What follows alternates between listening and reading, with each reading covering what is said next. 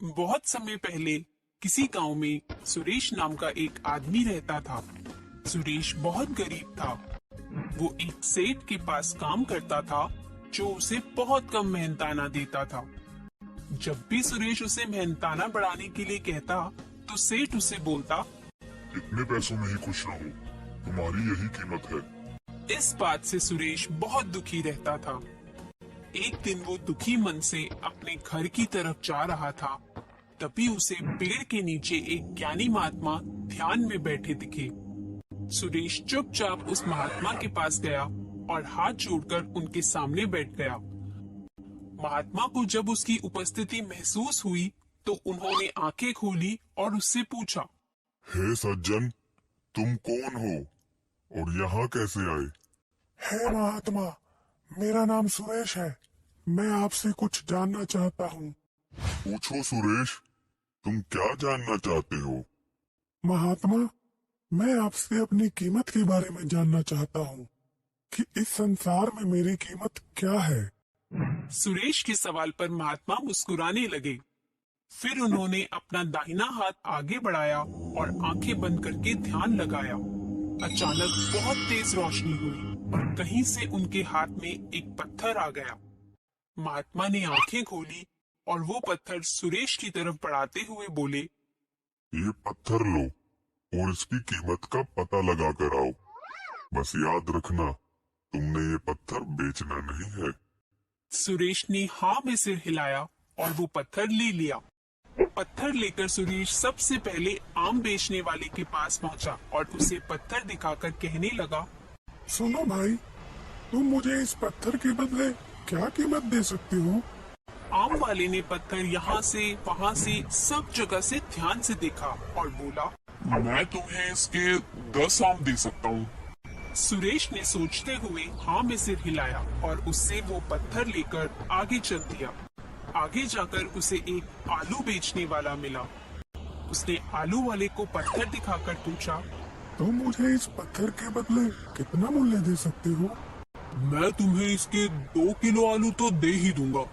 यह सुनकर सुरेश थोड़ा हैरान हुआ और पत्थर लेकर आगे चल दिया। कुछ आगे चलकर उसे सोना बेचने वाले एक सुनार की दुकान दिखी।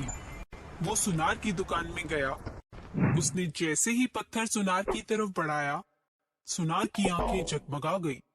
उसने तुरंत पत्थर को अपने हाथ में लिया और सुरेश से पूछने लगा, तुम्हें ये पत्थर कहाँ से मिला? यह मुझे एक महात्मा ने दिया है। आप मुझे इसकी क्या कीमत दे सकते हो? मैं तुम्हें इसके लिए 50 लाख रुपए दे सकता हूँ।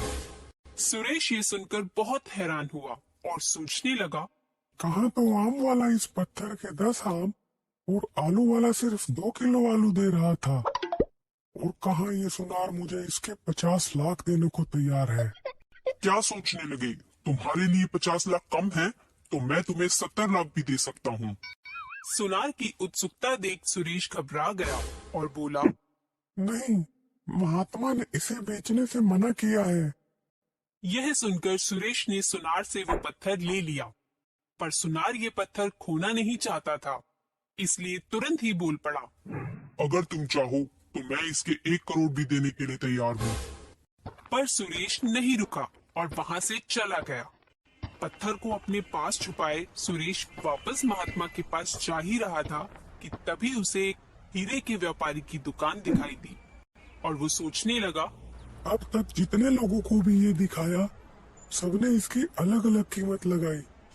एक बारी से इस जौहरी को भी दिखा लेता हूँ, देखता हूँ ये क्या कहता है। ऐसा सोचकर सुरेश जौहरी की दुकान में गया। जैसे ही सुरेश ने जौहरी को वो पत्थर दिखाया, जौहरी तुरंत ही खड़ा हो गया। उसने एक लाल रुमाल टेबल पर बिछाया और उस पत्थर को उस पर रखकर सिर झुकाने लगा। सुरेश ने ये देखा तो उसे बहुत हैरानी हुई।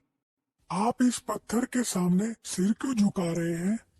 सुरेश के सवाल पर जौहरी हैरान होकर बोला, ये पत्थर नहीं, रूबी है। अगर सारी दुनिया भी बेच दी जाए तब भी इसकी कीमत नहीं लगाई जा सकती। ये रूबी अनमोल है। यह सुनकर सुरेश हैरान परेशान हो गया।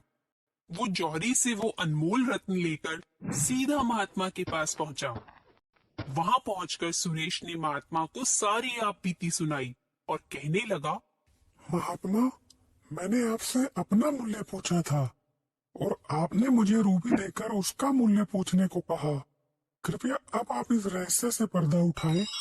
इस पर महात्मा मुस्कुराते हुए बोले, आम वाले ने इस रूबी की कीमत 10 आम लगाई, आलू वाले ने 2 किलो आलू, सुनार ने 1 करोड़ और वहीं जौहरी ने इसे अनमोल बताया।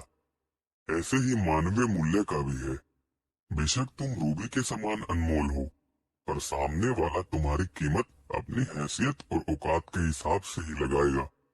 इसलिए कभी किसी से अपनी कीमत के बारे में मत पूछना और कोई तुम्हें बताए तो ध्यान भी मत देना।